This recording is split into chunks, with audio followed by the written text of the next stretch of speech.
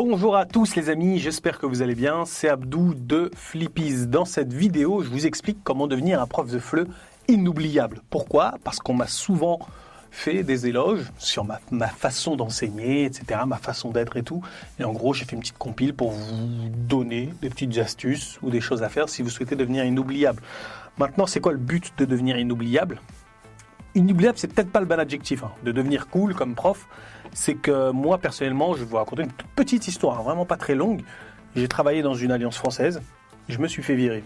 Quand je me suis fait virer, j'ai été super cool grâce à toutes ces astuces. Mes apprenants m'ont bien aimé, donc j'ai dit « Ah, je les ai recroisés là comme ça dans la rue, ah, je me suis fait virer, je suis dégoûté, là je suis en galère, je cherche des élèves. » Ça tombe bien, il y a ma cousine. Après, moi, je prends la cousine de un tel. J'ai utilisé toutes ces astuces avec sa cousine. Donc sa cousine parle à un tel. Le bouche à oreille, c'est incroyable pour trouver des élèves. Si ça vous intéresse de savoir comment trouver des élèves pour vos cours de FLE, je peux vous faire une vidéo. Mais en tout cas, le bouche à oreille, c'est une des méthodes incroyable. À condition d'avoir déjà donné des cours de FLE. Parce que bouche à oreille sur un prof qui n'a jamais donné de cours, c'est compliqué. Donc je vais vous donner ici les 9 astuces qui, à mon sens, feront de vous le meilleur prof de FLE. Et détrompez-vous, ce n'est pas toujours corrélé à vos capacités, vos diplômes, etc., etc. Donc la première chose, c'est quoi ? C'est de personnaliser l'enseignement. Que signifie personnaliser l'enseignement ? Ça veut dire que quand vous êtes dans votre classe, vous avez plusieurs élèves en face de vous. Donc la première des choses à voir, déjà, c'est le niveau de vos élèves. Est-ce que vos élèves ont un niveau qui correspond au cours dans lequel ils se sont inscrits ? Par exemple, vous donnez un cours de B2, vous allez utiliser du contenu de B2. Mais si en face de vous, vous avez des niveaux B2+, voire C1, c'est bon. Vous voyez qu'ils ont tout maîtrisé, etc., c'est bon, il y a peut-être certaines choses sur lesquelles on ne va pas essayer de réviser, par exemple. Je sais pas moi, son, ça allait, le machin, truc, on ne va pas essayer de voir ça en niveau B2. On peut aussi parler d'autres choses. Par exemple, si vous avez des élèves qui ont des passions, par exemple, moi je suis passionné de football, vous allez essayer d'adapter votre cours en fonction de leur passion. Mais ça marche vraiment si vous n'avez pas 15 élèves dans la classe. Si vous en avez 6, tu sais qu'un tel, il est passionné par le football. Ok, la Ligue des Champions, elle va commencer dans une semaine. C'est quoi ton équipe ? Ok, il va te dire, ouais, moi, mon équipe, c'est le PSG. Ok, moi, je vais te donner du matériel. Il est dispo sur Flippies en plus. Sur comment dire, ils se sont qualifiés, ils ont gagné 2-1, ils ont gagné 3-1. Et à chaque journée de Ligue des Champions où le PSG joue, tu viens au début de cours et tu nous présentes un peu ce que Paris a fait pendant la Ligue des Champions.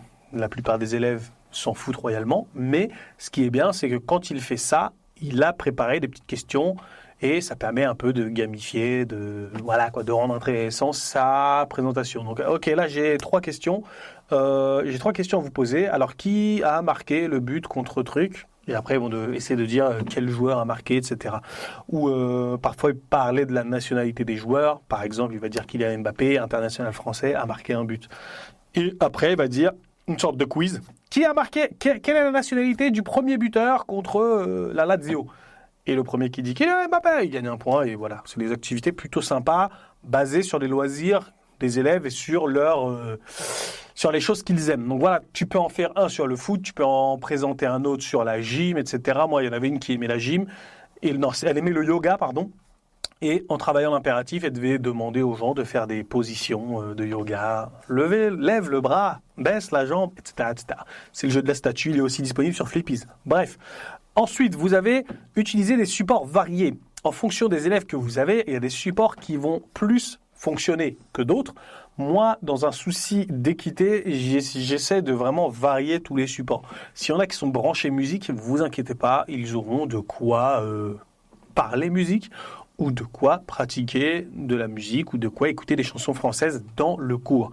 Mais s'il y en a qui ne sont pas du tout branchés musique, qui sont plutôt branchés lecture, ne vous inquiétez pas, je vais leur donner des articles de presse qu'ils vont lire, essayer de comprendre, parfois essayer de synthétiser, ça dépend du niveau. Si c'est du C1, je vais leur demander de synthétiser 2 articles de presse.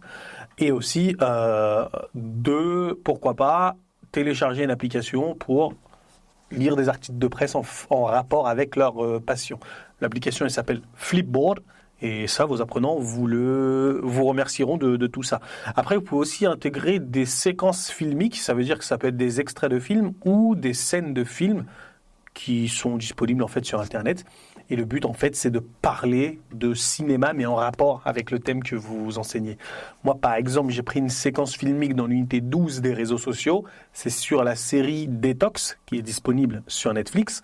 Et en gros, le but, c'est de parler des réseaux sociaux et de détox digital. À partir de ce film, donc, qui sont les personnages, quel âge a telle et telle personne, quel réseau social utilise telle et telle personne, quel réseau social utilisez-vous? Facebook, parce que je suis voilà, je vais rien dire. Instagram, TikTok, OnlyFans, je sais pas. Bref, vous choisissez le nombre les élèves disent quels réseaux sociaux ils utilisent. Après, tu as une activité.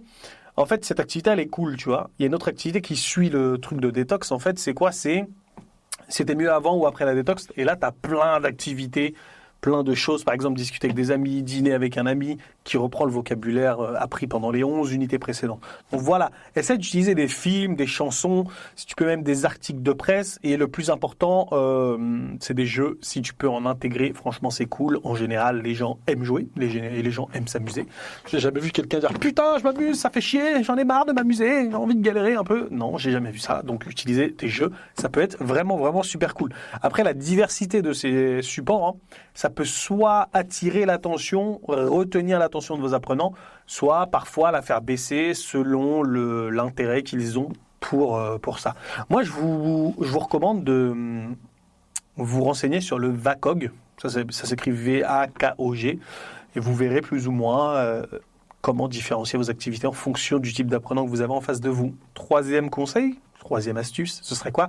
Soyez patient et encourageant. C'est que l'apprentissage d'une nouvelle langue, ça doit être, comment expliquer? Ça doit être très stressant. Parce qu'en fait, surtout pour quelqu'un qui est timide, elle est là, en face de plein de gens, elle doit discuter, parler, répondre, faire des erreurs, se faire corriger. Ouh là là là là là là, c'est chaud! Donc il faut être patient. Quand quelqu'un répète 800 fois la même erreur, moi, personnellement, je me remets en question, je dis, putain, je lui ai mal expliqué, je lui ai mal réexpliqué, je lui ai mal re-expliqué. Ouais, mais tout le monde a compris, sauf lui. Ouais, je m'en bats les couilles, c'est pas mon problème. J'ai trouvé la bonne façon de l'expliquer à ces personnes, mais à cette personne-là, j'ai mal trouvé le moyen de l'expliquer. Est-ce que moi, des fois, je demande à un élève, ouais, est-ce que tu peux l'expliquer dans ta langue pour qu'il comprenne mieux avec des exemples et tout, s'il te plaît? Peut-être que ça marche, oui, parfois non. Mais parfois, en fait, on est face à des élèves. Pour nous, c'est évident, un verbe, un sujet, un verbe, un complément. Pour nous, c'est évident, mais pas pour tout le monde. Il y en a qui ne savent pas forcément ce que c'est qu'un verbe. Et moi, quand j'explique ma structure sur mon beau PowerPoint, je suis là. Alors, vous mettez le sujet, pour la négation, hein, le sujet. Ensuite, vous mettez N, E ou N apostrophe, s'il y a une voyelle. Peut-être qu'il ne sait même pas ce que c'est qu'une voyelle. Vous mettez le verbe, et ensuite, vous mettez pas, rien, jamais. Et voilà. Par exemple, je ne sais pas. Je ne sais jamais. Et moi, je suis tout content. Allez, vas-y, toi, fais-moi un exemple. Et je vois un mec qui bug. Putain, en plus, ça c'est disponible dans ma série Kiwi Club, là, une web série. Il y a un élève, il s'appelle Oscar. Putain, il m'a donné du fil à retordre. Je me suis même pris la tête. J'ai fait un PowerPoint avec des cartes, des objets, des couleurs, des trucs pour expliquer ce que c'était que le verbe et tout. Même avec ça, il avait du mal. Je m'en voulais, mais je lui en voulais pas à lui. Donc, essayez d'avoir cette attitude-là et de la faire ressentir à vos élèves. Ils vont jamais se sentir mal de ne pas avoir compris quelque chose et ça crée un environnement très sécurisant où ils ont vraiment pas peur de dire j'ai pas compris, ils ont pas peur de dire tu peux réexpliquer. Ils ont envie de poser des questions pour en savoir plus, parce qu'ils sont en confiance avec toi, tout simplement. Donc voilà, il faut les encourager à persévérer et après comment on encourage un élève quand il fait un bon truc. Le plus banal, tu l'encourages. Tu lui dis c'est très bien, bien prononcé, bien truc, ok, c'est bien construit, c'est bien ceci, c'est bien cela. Même quand il fait une erreur, tu lui dis c'est bien. Et si tu ajoutais le ton et si tu prononçais ça mieux, ce serait parfait. Ouais, j'ai pas dit c'est bien, mais le mais, tout ce qu'il y a avant le mais, ça compte pas quand tu dis mais, tu vois. C'est les gens qui disent je suis pas raciste, mais. Ouais, mais ce que t'as dit là. Ce que tu as dit avant le mai, ça va pas compter puisque tu vas dire une dinguerie juste après. Donc voilà, la suite, c'est quoi? C'est intègre les élèves et leur culture. Donc là, tu vas présenter à tes élèves, parfois dans certains cours, hein, la diversité de la culture francophone, tu vois. Par exemple, là, récemment, j'ai mis sur le blog une ressource qui parle d'art culinaire francophone, non, d'art culinaire français. En fait, on explique pourquoi la cuisine, elle est élevée au rang de l'art et pourquoi les grands chefs français sont fiers de leur cuisine. Pourquoi la gastronomie française, c'est l'une des meilleures du monde. Pourquoi on parle de tout ça. Et après, en fait, ce qui est bien dans cette ressource, c'est que on compare la gastronomie française à la gastronomie des apprenants. On compare la nourriture française à celle des apprenants et on compare la façon de consommer à celle des apprenants. Je vous donne un exemple. Dans mon pays, en France, pardon, on mange à midi, mais dans mon pays, on mange à. L'élève, s'il connaît les heures, doit dire à quelle heure on mange dans son pays. Ça va, je ne vous ai pas trop perdu, donc voilà. Vous intégrez la culture francophone et même, par exemple, quand vous parlez, par exemple, d'une chanson, vous utilisez une chanson, vous dites, ok, on va utiliser, une chanson dans ce cours. Cette chanson, je sais pas, on va utiliser les as, je veux. C'est une chanson pour travailler les articles partitifs, c'est une ressource privée. Si tu es abonné à ma newsletter, tu y as accès, mais bon, bref. Une ressource privée. Mais avant de commencer ça, tu peux demander à tes élèves, qui c'est le chanteur le plus connu de votre pays, c'est quoi le genre musical le plus écouté dans votre pays. N'hésite pas, tu vas sur Spotify, tu vas dans le top 10 de leur pays, etc., pour vraiment mélanger leur culture à la française, comparer leur culture à la culture française, et voilà, ouvrir un peu le truc de tes élèves. Tu peux parler de beaucoup de choses, de traditions, de choses qui plairont à tes élèves, parce que les gens adorent parler d'une chose. Vraiment d'une chose. C'est pas d'eux. Ils adorent parler de ce qu'ils connaissent. Alors crois-moi, les élèves vont se faire un plaisir de te raconter leurs traditions, etc., que tu n'es pas prêt d'oublier. Ou qu'ils ne sont pas prêts d'oublier. C'est cool. Maintenant, tu as intégré la culture francophone. Ouais, c'est bon. Maintenant, tu as resté à jour avec les méthodes d'enseignement. Donc, moi, ce que je te conseille, c'est de continuer à te former. Je ne sais pas si tu te formes, tu as peut-être obtenu un diplôme, tu es peut-être content comme ça, mais crois-moi, le monde du FLE et de l'enseignement, il évolue tous les jours. Tu as tous les jours de nouveaux outils qui apparaissent, des nouveaux jeux, des nouvelles façons d'apprendre. Tu as même de l'intelligence artificielle qui est arrivée. Moi, je te conseille d'être à jour avec tout ça. Que ce soit dans ta vie perso ou ta vie professionnelle, essaie de toujours rester à jour. Tu vois. Demain, tu vas donner un cours sur les réseaux sociaux et que tu n'utilises pas Philippines, par exemple, tu vas dire quoi ? Facebook, le nouveau réseau social qui est à la cote chez les jeunes. Les gens vont te regarder, ils vont dire, tu te fous de notre gueule ou quoi là ? Ça fait 800 ans que Facebook il est sorti. Parle-moi de TikTok, parle-moi de ceci, parle-moi de cela. Tu vois ce que je veux dire ? En fait, il faut que toi, être un bon prof, c'est avoir déjà de la culture générale, être ouvert, tu vois, quand un élève te parle d'un chanteur que de son pays super connu, si tu peux faire l'effort, voilà, tu tapes sur Google, machin, truc, tu tapes sur Spotify, machin, t'écoutes, t'essaies de comprendre. Ah, j'ai écouté ton chanteur, c'est pas ouf, hein. Oh, j'ai écouté ton chanteur, j'adore. Et là, ton élève va se sentir concerné et va avoir envie de participer et de t'apporter des choses, tu vois. Pour moi, c'est ça, être un bon prof, tu vois. Être ouvert, écouter ce que les élèves ont à dire et vraiment s'intéresser à ce que les élèves ont à dire, tu vois. En dehors du cours, mettre à jour son matériel, toujours et encore, et aussi mettre à jour ses connaissances, dans le sens où tu te dois d'être à jour sur ta culture générale, j'ai envie de dire. Un bon prof doit avoir un minimum de culture générale.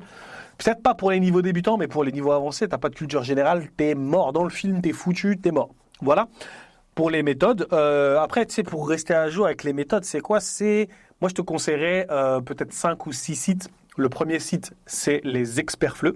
Il est magnifique, super top, incroyable. Tu as du matériel, des PDF. Non, il n'y a pas de PowerPoint, tu as des PDF. Tu as un petit abonnement, tu as accès à toute leur palette, des actualités et tout. C'est magnifique. Tu veux rester à jour, utilise les experts FLE. L'autre site, c'est Espace Prof FLE. C'est aussi un site je sais plus, je crois qu'elle s'appelle Agnès, la conceptrice pédagogique s'appelle Agnès. Pareil, plein d'activités. Il y en a 1 million, j'ai pas pu les compter. Je les ai regardées, c'est cool. Hein. Chez Flippy, c'est beaucoup mieux, mais bon, bref. Elles sont cool, c'est actuel, et en fonction des goûts de tes élèves, c'est sûr que tu vas trouver ton bonheur chez les experts, chez Espace Prof FLE, chez Le Point du FLE aussi. Je sais pas si tu connais Le Point du FLE. Très très très bon site dans lequel tu as beaucoup de choses pour apprendre et aussi enseigner le français. Moi, je suis référencé dans Le Point du FLE. Hélène, merci beaucoup Hélène. Tu as aussi Mondolingo de Tiffen. Tiffen, ouais, je dirais pas que c'est plus pour les enfants, mais c'est plus des jeux de cartes et tout. Et en gros, si, je sais pas, moi, t'arrives à l'arrivée de Noël, tu cherches un truc sur Noël, tu vas sur Mondolingo, sur les experts, et putain, j'ai oublié de dire Flippies. Va sur flippies.com, il y a du matériel. Voilà, il y a du matériel. Après, c'est chacun sa sauce. Il y en a qui préfèrent les experts, il y en a qui préfèrent Espace Profleu, il y en a qui préfèrent le Point du Fleu. Il y en a qui préfèrent Flippies, Mondolingo. Bref, ça dépend des gens, des goûts et les couleurs des gens, tout simplement. Maintenant, tu restes à jour et après, tu dois absolument écouter et t'adapter avec tes apprenants.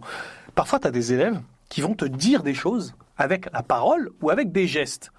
Parce que, par exemple, je sais pas, moi, t'expliques un point de grammaire et tu vas trop vite. Tu dois être capable, tout de suite, de comprendre les gestes de tes élèves, tu vois.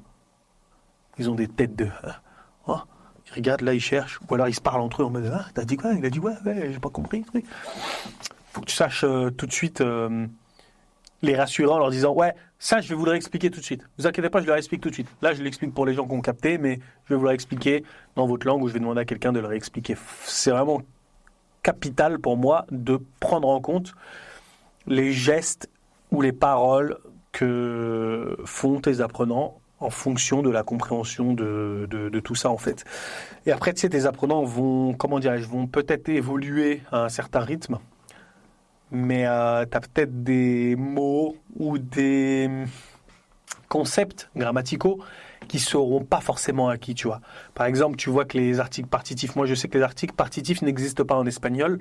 Si je vois qu'au bout de tel cours, il continue à faire des erreurs, il continue, là c'est à moi de faire une pause. Je mets la chanson de Zaz. Allez hop, on va réviser les articles partitifs. On les révise, et après je regarde s'il continue à faire des fautes là-dessus. Mais si après ma leçon de grammaire, il faut encore des fautes, c'est à moi de m'adapter et de revenir en arrière pour réviser ce point de grammaire capital. Tu as des points de grammaire qui sont un peu moins importants que ceux-là, mais celui-là, franchement, faut qu'ils le maîtrisent, peu importe le niveau qu'ils ont, tu vois. Après, voilà, si tu peux aussi encourager l'usage du français en dehors de la classe, ça peut être mortel. Tu peux demander à tes élèves de faire des petits groupes, des petits projets en groupe, de proposer, je sais pas moi, un nouveau produit qu'ils doivent présenter en français ou un nouveau film qu'ils doivent présenter en français avec une petite pièce de théâtre et tout. Ça peut être cool. Tu peux aussi demander à tes élèves dès le premier cours, ah, changez-moi tous la langue de votre téléphone, là, mettez-moi votre téléphone en français. Ok, là, vous avez vu, toutes vos applications, elles sont en français. C'est super. Demain, vous allez venir et vous allez me dire quels mots vous avez appris grâce à votre téléphone. Ok? Tu peux faire plein de choses comme ça. Ou même, tu sais, quand tu mets une chanson, par exemple, la chanson, là, je vais reprendre la chanson de Zaz parce qu'elle est magnifique. Celle-ci, elle est mortelle pour travailler les articles partitifs. Et en général, quand ils connaissent cette chanson, ils font peut-être un peu moins de fautes sur les articles partitifs, je dirais, à l'écrit. Tu vois. Et si par exemple tu as un élève dont le but, voilà, ça c'est encore dans l'adaptation, dont le but c'est d'écrire des emails pour son travail, etc., et c'est d'accentuer sur la production écrite, c'est quelque chose que moi personnellement je ne fais pas parce que déjà ça m'a pas été demandé. Et je crois aussi que la seule chose qu'on ne peut travailler nulle part ailleurs que dans un cours de FLE, c'est la production orale. Tu peux pas travailler la production orale en dehors d'un cours de FLE. Une production orale de qualité, avec quelqu'un qui te regarde, qui t'écoute, qui te corrige bien et tout. C'est compliqué. Donc écoutez et adaptez-vous. Et maintenant, vous avez créé une communauté, plus le français en dehors de la classe. Ok. Donc créer une communauté, qu'est-ce que ça veut dire? Ça veut dire, quand vous avez un cours de FLE, vous pouvez proposer plusieurs options. Ouais, j'ai un groupe WhatsApp avec tous mes élèves de B1, on est 10 dedans, non 10 c'est beaucoup, on est 6 dedans, et à chaque leçon vous aurez des devoirs à faire mais sur WhatsApp. Moi je vais te prendre toujours l'exemple des articles partitifs. T'as par exemple la chanson de Zaz, je veux de l'amour, de la joie, de la bonne humeur. Ok, maintenant tes élèves vont parler de leurs courses au marché. Par exemple, alors j'ai acheté des tomates, de la sauce tomate et des fruits. Donc voilà, ils prennent leurs courses. Voilà, j'ai acheté de la sauce tomate pour les frites. J'ai acheté des fruits pour le dessert. J'adore les fruits pendant le dessert. Et voilà, ils font des trucs comme ça, des vidéos comme ça, et ils les mettent sur WhatsApp. Ça peut se faire sous plusieurs formes. Ça peut se faire sous forme d'audio, sous forme de vidéo, sous forme de production écrite. Ok ? C'est à vous de voir, selon la timidité, l'aisance de vos élèves, et aussi vous demandez l'avis à vos élèves dans le groupe. Vous préférez quoi? Vidéo, photo, avec un texte écrit, ou vous préférez laisser des audios, et je vous corrige dans le groupe, si ça ne vous dérange pas, ou je vous corrige en dehors, si ça vous dérange. Mais cette question de je vous corrige où, ça tu la poses directement à l'élève. Ok? parce que tu as des élèves qui ne veulent pas qu'on les corrige devant tout le monde. Maintenant, tu as adapté votre pédagogie. Que signifie adapter votre pédagogie? Ce qu'il faut, en fait, c'est être flexible. Parce que tu as des rythmes qui sont différents.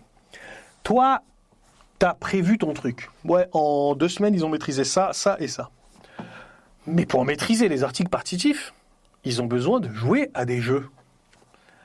Pour bien l'utiliser, parce que tu as peur qu'ils l'oublient vite, tu vois. Ou alors, tu l'as déjà fait avec un groupe avant et ils l'ont vite oublié. Donc là, tu te dis, ok, je vais leur faire la leçon sur les articles partitifs. Ils vont lire un texte d'un mec qui va faire les courses. Ensuite, ils vont faire une leçon de grammaire à partir du texte sur le mec qui a fait les courses. Là, c'était une bande dessinée. Donc, moi, je parle d'une bande dessinée, de ce que j'ai dans la tête, là. Et après ça, on va faire un jeu. Ok, on va faire un petit jeu sympa des articles partitifs. On va jouer à un jeu des articles partitifs pendant X temps. Si je vois que c'est bien maîtrisé, je peux soit continuer, soit m'arrêter. Tu vois? À quel jeu tu peux jouer? J'en sais rien, moi. Au petit déjeuner, qu'est-ce que tu manges? Après, qu'est-ce que tu vas acheter? Des choses comme ça. Bref, il y a des jeux de cartes partout dans la méthode, mais je ne veux pas trop m'éterniser là-dessus. Ok, donc, adaptez votre pédagogie. Donc, essayez de vous adapter. Si les élèves ne comprennent pas, essayez de vous adapter. S'il y a besoin de passer un peu plus de temps sur un thème, essayez de casser votre rythme. Ce n'est pas grave. Vos élèves ne vous en voudront jamais d'avoir cassé votre rythme pour privilégier plutôt leur compréhension. Pour privilégier leur compréhension. Ok. Maintenant, la dernière chose pour devenir un professeur inoubliable, c'est d'être accessible et ouvert. Qu'est-ce que j'entends par là?